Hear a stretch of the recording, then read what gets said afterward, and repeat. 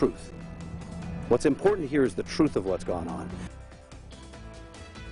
That was the new attorney of former Livingston Parish Sheriff's Deputy Dennis Perkins. Today, both he and his wife, Cynthia Perkins, appeared in court after being indicted on more than 150 counts, including child pornography and first-degree rape.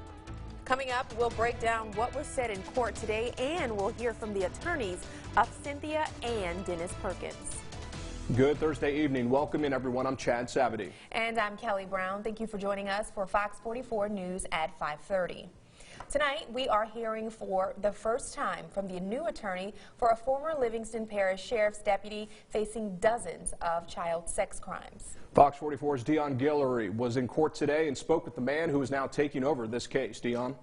Jared Ambo's newest client is Dennis Perkins. He and his wife face a long list of child sex crime charges. Ambo says his client wants you to know what he calls the real truth. I know that there's a feeling in the community that my client's some kind of monster.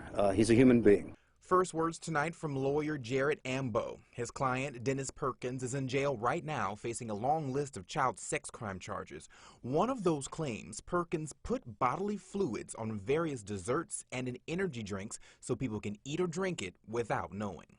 My client has been steadfastly denial that he put any biological fluid in any piece of food or anything that anyone consumed under any circumstances ever, period. Ambo says if there is a picture of the act, it's taken out of context. His point is, look, terrible, ridiculous, inappropriate joking, but there's absolutely no time that I ever did that, period, 100%. Ambo says the ultimate goal here is to find out the truth. There is video evidence, okay? There's some evidence out there. I haven't seen it yet. I've been told, and I trust the people who've told me, okay? I'm not telling you that my client is being wrongly accused and it's a witch hunt, he's in jail. That's not the case. Not even close. What we want to know is the truth.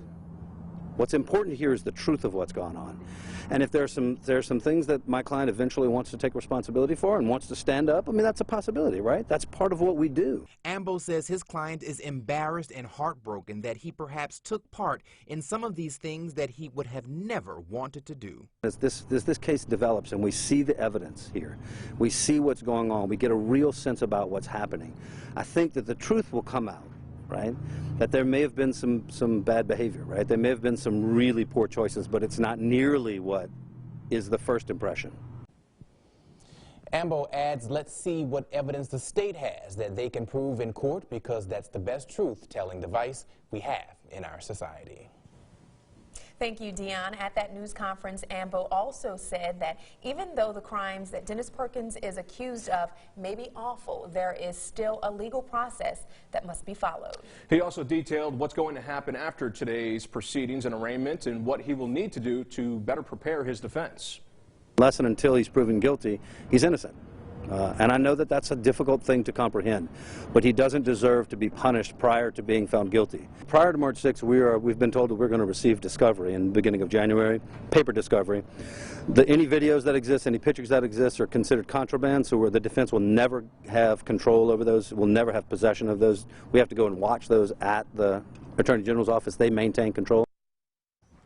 Also happening today, Cynthia Perkins filed for divorce from her husband, Dennis Perkins. In the divorce papers, Cynthia makes allegations that Dennis made threats to her that made her feel fearful for her life. Now, fearful of him, rather. The papers go on to say that she is now entitled to a temporary restraining order. Cynthia Perkins does have separate attorneys handling her divorce. The two attorneys representing Cynthia also made statements after today's arraignment. Woody Scott and James Spokes said at a news conference that it is still very early in the legal process and there is still time for them to tell her side of the story. Both attorneys did not comment on the divorce filed today or the accusations made by the parents of the victims. We haven't even seen the evidence yet, and so once we get the evidence, we look forward to putting forward her side of the story. It's still very early in the process, and so we do expect to be given an opportunity to do that, and we'll certainly know a lot more at that point. The next court date is scheduled for March 6th. If you would like to listen to that full news conference with the attorneys representing both Dennis Perkins and Cynthia Perkins, you can download our free Be Our Proud app. It's always available on both Google Play and the App Store. Friends and family members of an LSU student killed in a car accident are set to honor her memory tonight. A candlelight vigil is being held for Shayna Wilcox at the African American Cultural Center. Wilcox died after her car hit a Baton Rouge fire truck on I-12 over the weekend. She was a senior at LSU and hoped to one day join the Army and dedicate her life to veterans. The vigil begins tonight at 9:30. The reward for a missing Zachary man has increased tonight. The family of Welton Pearce are now offering a $2,500 reward for details on his location. Pearce has been missing since late October and was last seen driving a white pickup truck near his home in Zachary. Anyone with information are encouraged to call the Zachary Police Department at 654-9393. Some positive news just a week away from Christmas. LSU fans continue to chip in, this time to help the Baton Rouge Food Bank after some generosity for the food pantry in Joe Burrow's Ohio hometown. With the success of that Athens food pantry drive this week, Tiger fans also launched the Now Let's Feed Tigers campaign with the goal of raising $50,000 for the Greater Baton Rouge Food Bank. As of last check, they were only about $1,000 away from that goal. The Greater Baton Rouge Food Bank says all the money will fund meals for struggling children in the area.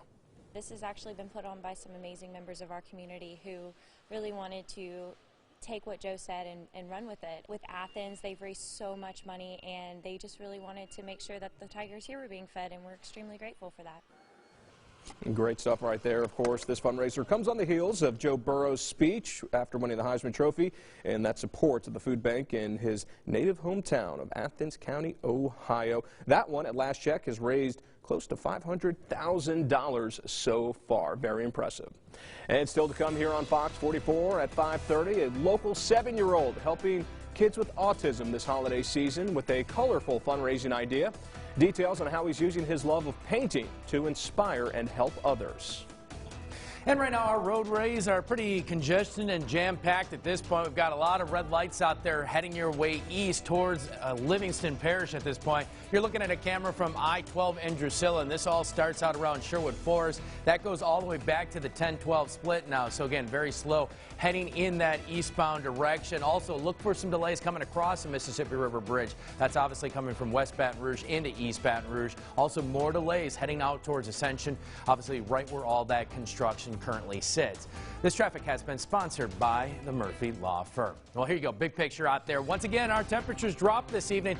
Very frigid out there, but at least we'll stay just above that freezing mark. We're going to get close, and then our temperatures start to rebound as we enter the weekend. We'll have your big picture coming up right after the break.